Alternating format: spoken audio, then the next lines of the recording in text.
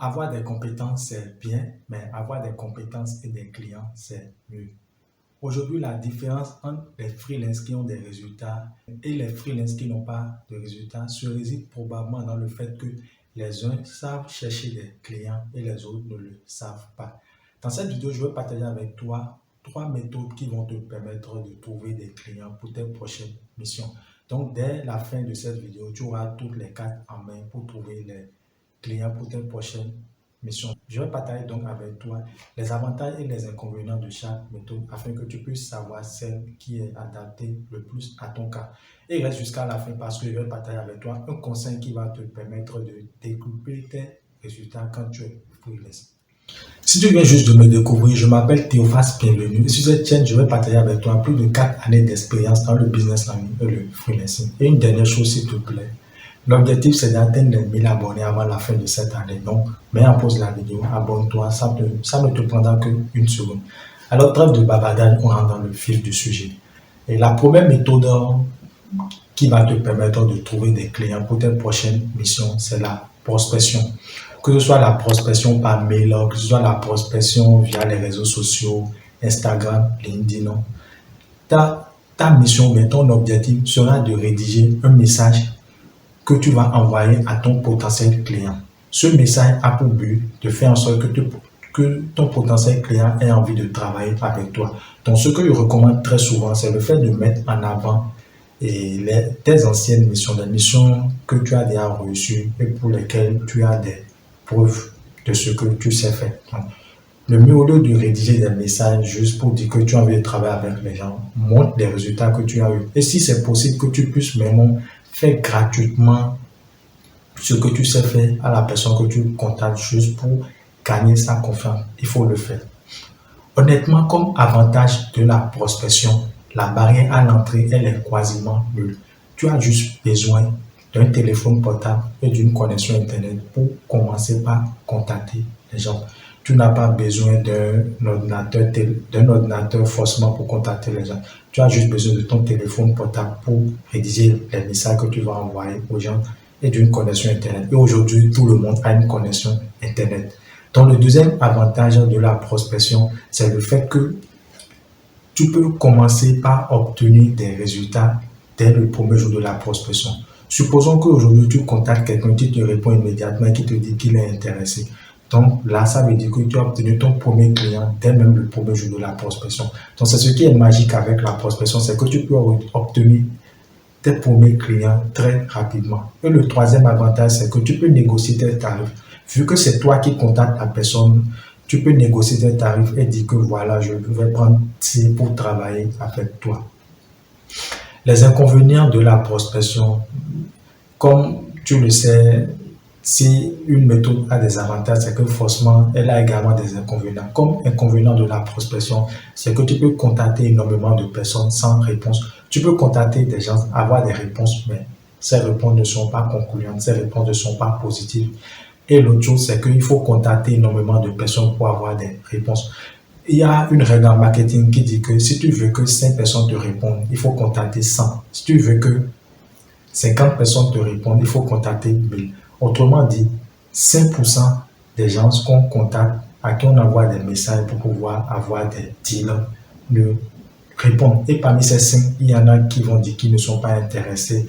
Et donc finalement, peut-être que c'est 1% ou 2% de ces personnes qui auront réellement envie de travailler avec toi. Donc l'un des inconvénients, c'est qu'il faut contacter énormément de personnes pour espérer avoir des résultats.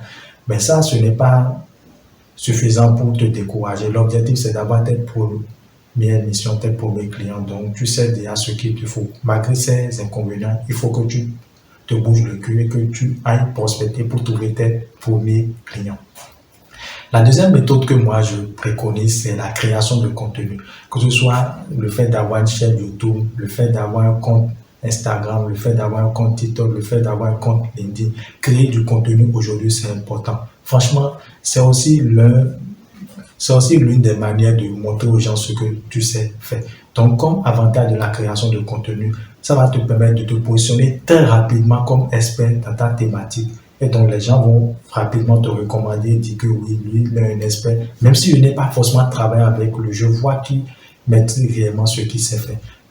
Et l'autre désavantage, c'est que les clients vont venir naturellement à toi sans que tu ailles forcément les prospecter comme dans la première méthode, comme on l'a vu dans la première méthode.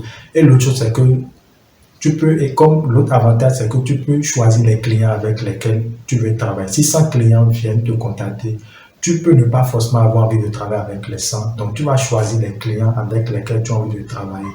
Et le dernier avantage, c'est que tu peux également négocier tes tarifs comme dans la première méthode.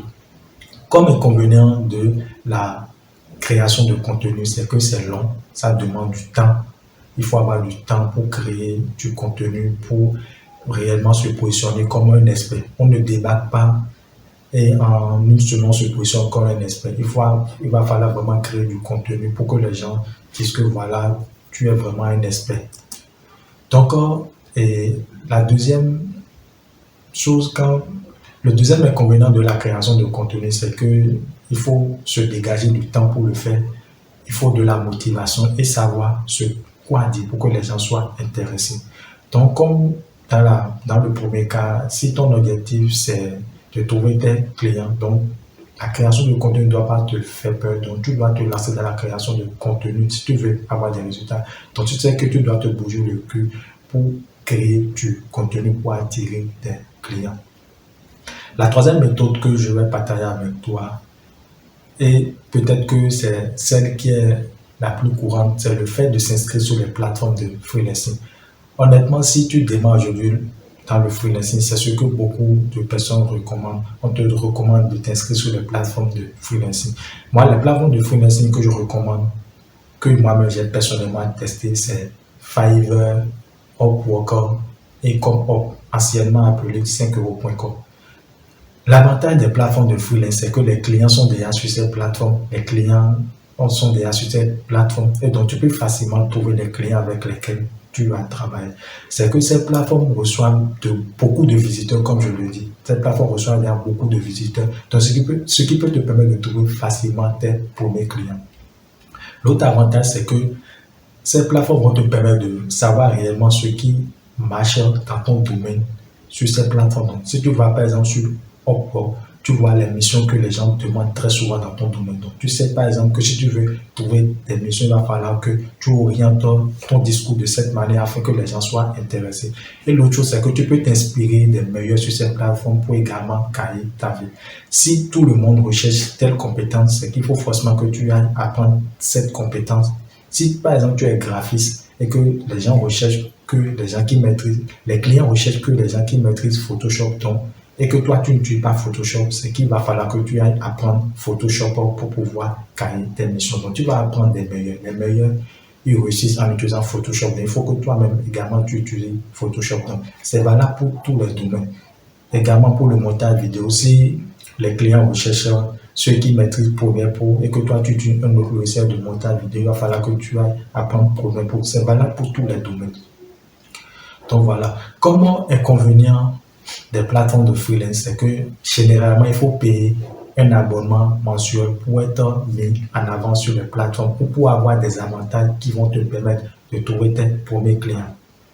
Le deuxième inconvénient, c'est que malgré le fait que tu payes cet abonnement, les algorithmes peuvent décider de ne pas te mettre en avant. Et le troisième inconvénient, c'est que tu ne vas pas débarquer sur une plateforme de freelance aujourd'hui et te positionner comme un expert. Il y a peut-être déjà quelqu'un là avant toi depuis 5 ans ou bien depuis 2 ans et qui a des résultats. Et donc, si tu débarques sur une plateforme de freelance, tu ne vas pas te positionner très rapidement comme un expert. Donc, il te faudra du temps avant que tu puisses bâtir ton autorité.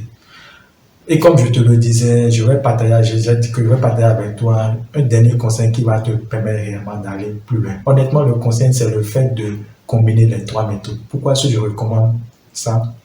La prospection, comme on l'a déjà vu, ses avantages, ses inconvénients, c'est bien de commencer par la prospection.